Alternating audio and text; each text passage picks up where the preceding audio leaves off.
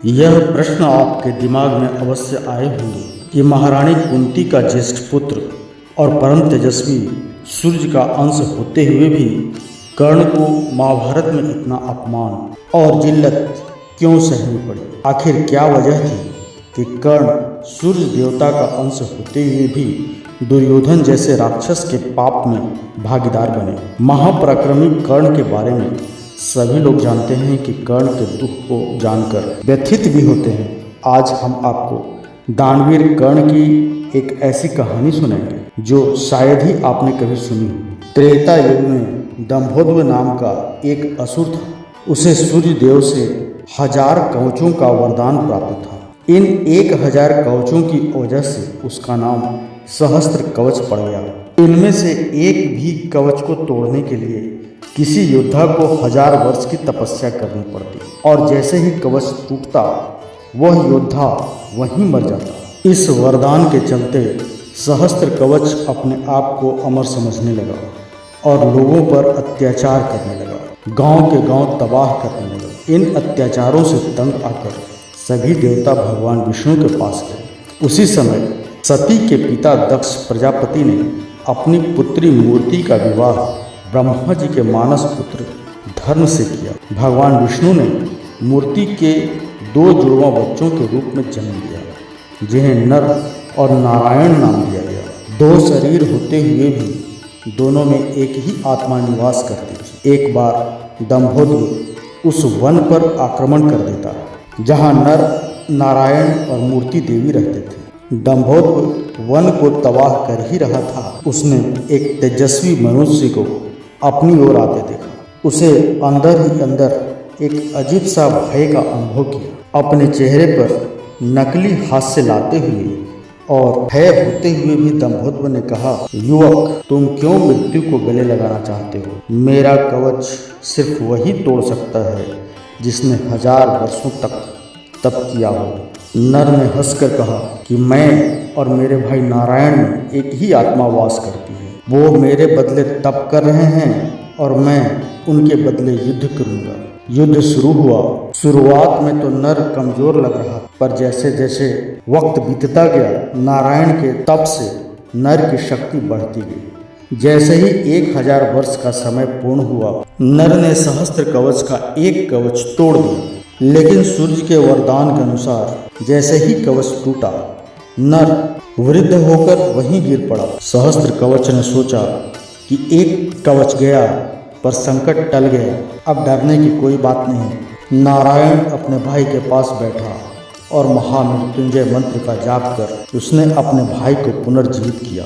अब इस बार नारायण ने दंभोदर को ललकारा और उसी वक्त नर तपस्या में बैठ गए। 1000 साल की तपस्या के बाद एक बार और कवच टूटा, जिससे नारायण की मृत्यु हो गई। फिर नर ने आकर नारायण को पुनर्जीवित किया और यह चक्र चलता रहा। इस तरह 999 युद्ध हुआ।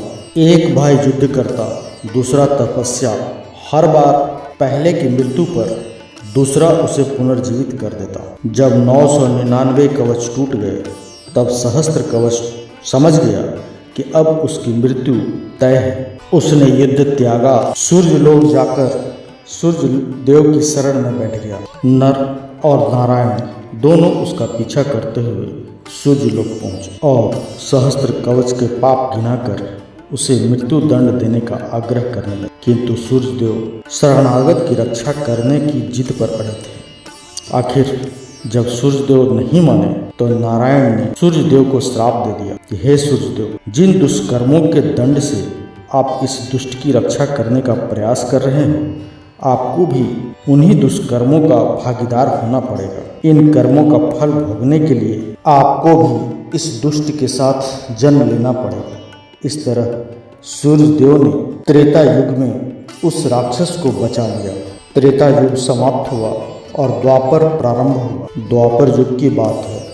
वरदान की परीक्षा करने के लिए कुंती ने सूर्यदेव का आवाहन किया। सूर्यदेव प्रकट हुए और कर्ण का जन्म हुआ।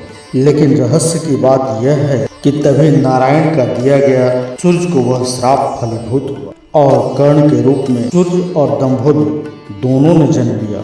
सूर्य ने केवल अपना अंश भेजा था, लेकिन श्राप के प्रभाव से दंभोदर का अंश भी कर्ण में विद्यमान था। यह ऐसे ही था जैसे नर और नारायण दो शरीर होते हुए भी एक ही आत्मा थी। इसी तरह कर्ण में सूर्य और दंभोदर दोनों की आत्मा एक ही शरीर में विद्यमान थी। दूसरी ओर त्रेता के नर और नारायण द्वापर में अर्जुन और श्री कृष्ण बने। सूर्य के अंश के कारण ही कर्ण परम तेजस्वी और वीर थे, जबकि दंभोदर के अंश के कारण ही कर्म फल के रूप में उन्हें अन्याय और अपमान सहना पड़ा। कर्ण का कवच वही आखिरी 1000वां कवच था जो दंभोदर के पास युद्ध के दौरान बचा रह गया था। यदि अर्जुन उस कवच को तोड़ते तो उसी क्षण उनकी मृत्यु तय थी। यह बात इंद्रदेव को पता थी, इसीलिए उन्होंने पहले ही कर्ण से कवच और कुंडल मांग लिए थे। अब तो आपको समझ में आ ही गया होगा